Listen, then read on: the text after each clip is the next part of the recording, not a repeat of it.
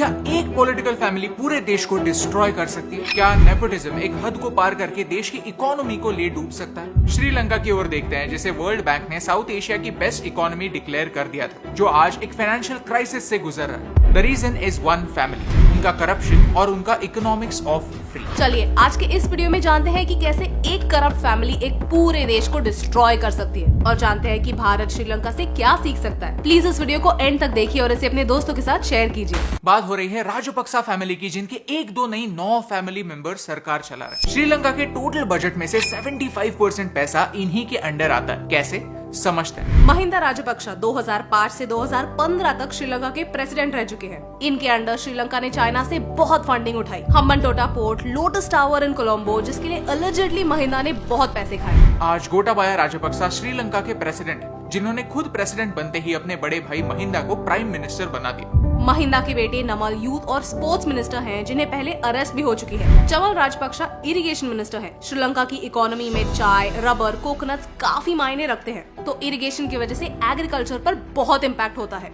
और उन्हीं के बेटे एग्रीकल्चरल प्रोड्यूस के मिनिस्टर हैं। सबसे इंटरेस्टिंग बात यह है कि उनके एक और भाई बसिल राजपक्सा को फाइनेंस मिनिस्टर बनाने के लिए उन्होंने श्रीलंका के कॉन्स्टिट्यूशन में भी चेंजेस किए। इन्हें लोग इनफेमसली मिस्टर 10% के नाम से जानते हैं, इसलिए क्योंकि हर डेवलपमेंट प्रोजेक्ट में वो 10% पैसे खाते हैं। This is just the tip of the iceberg. जब हम और डीप जाते हैं तो समझते हैं कि कैसे इन्होंने पॉलिटिक्स को एक फैमिली बिजनेस बना दिया। लेकिन फैमिली के काफी सारे मेंबर्स पॉलिटिक्स में होने से क्या फर्क पड़ता है? ये तो कॉमन बात है। इंडिया के लिए, पाकिस्तान के लिए, बांग्लादेश के लिए पॉलिटिकल डायनेस्टीज कोई नई बात नहीं है। प्रॉब्लम तब होता है जब करप्शन छुपाने के लिए पावर का गलत इस्तेमाल होने लगता है। श्रीलंका ने 2020 में अपने कॉन्स्टिट्यूशन का 20th अमेंडमेंट पास किया। ये श्रीलंका के कॉन्स्टिट्यूशन में कुछ ऐसे चेंजेस करता है जो श्रीलंका के लिए डेंजरस हैं। प्रेसिडेंट के अगेंस्ट कोई लीगल कार्रवाई नहीं हो सकती। प्रेसिडेंट खुद किसी भी मिनिस्टर को अपॉइंट भी कर सकता है और निकाल भी सकता है, प्राइम मिनिस्टर को भी। प्रेसिडेंट पार्लियामेंट को कभी भी डिसॉल्व कर सकता है। एक इंसान और एक फैमिली के पास इतनी ज्यादा पावर होना एक डेमोक्रेसी के लिए डेंजरस है। श्रीलंका के इकोनॉमिक क्राइसिस के कई सारे रीजंस हमने इस वीडियो में एक्सप्लेन किए हैं, लेकिन एक और रीजन है श्रीलंका को अचानक से ऑर्गेनिक बनाने का डिसीजन।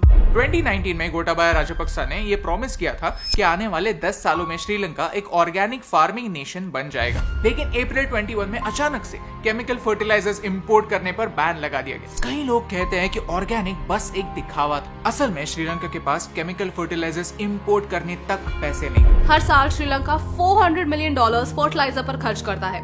ऑर्गेनिक फर्टिलाइजर की डिमांड मीट करने के लिए श्रीलंका ने चाइना से $69 मिलियन के ऑर्गेनिक फर्टिलाइजर्स मंगाए, लेकिन इस ऑर्गेनिक फर्टिलाइजर में एक ऑर्गेनिज्म पाया गया जिससे मैसिव क्रॉप लॉस हो सकता था। ये फॉल्टी फर्टिलाइजर चाइना को वापस करने के लिए भी श्रीलंका को $6.9 मिलियन देने पड़े। क्रॉप्स का भारी नुकसान हुआ। चाय का आउटपुट 50% क्रैश हुआ, जो श्रीलंका के लिए एक मेजर फॉरेन एक्सचेंज ऑनर है। श्रीलंका के इकोनॉमिक क्राइसिस का एक और बड़ा रीजन था, और वो था फ्री चीजें। अक्सर इलेक्शंस फ्री के प्रोमिसेस पर जीते जाते थे। Free education, free health care, food subsidies, ये चीजें लोगों की लाइफस्टाइल सुधारने में हेल्प करती हैं, लेकिन अल्टीमेटली इन फ्री चीजों की कीमत किसी ना किसी को तो चुकानी ही पड़ती है। आज भी सरकार के टोटल खर्चों में से 1/3 खर्चा सिर्फ इन सब्सिडीज पर हो रहा है। प्रॉब्लम ये नहीं है कि उन्होंने गरीबों के बारे में सोचा, उनके लिए बेसिक चीजें अवेलेबल करवाई, लेकिन प्रॉब्लम ये है कि उन्होंने उन गरीबों को गरीबी से बाहर लाने के बाद वो फ्री चीजें प्रोवाइड करना बंद नहीं की। प्लस इन फ्री चीजों के लिए देश पे कैसे करेगा, इसके बारे में नहीं सोचा। But I have to tell you कि ये टैक्टिक सिर्फ इस फैमिली के लिए एक्सक्लूसिव नहीं है। हर पॉलिटिकल पार्टी ने इलेक्शन जीतने के लिए यही किया है। एज अ रिजल्ट श्रीलंका ने आज तक 16 बार IMF से बेल आउट की मदद मांगी है।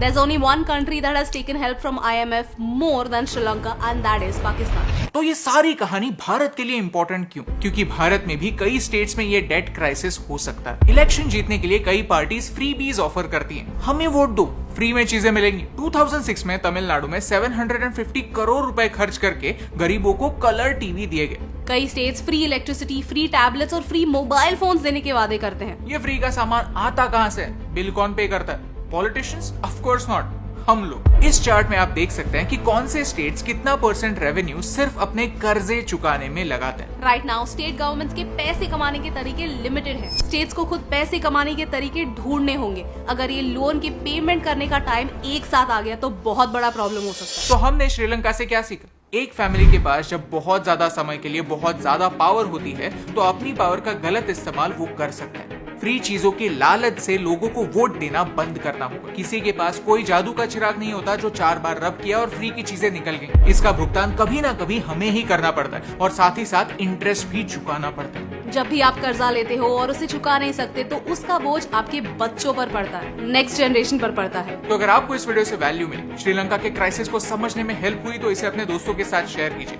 क्योंकि कॉम्प्लिकेटेड चीजों को आसान बनाने से मुझे फर्क पड़ता है।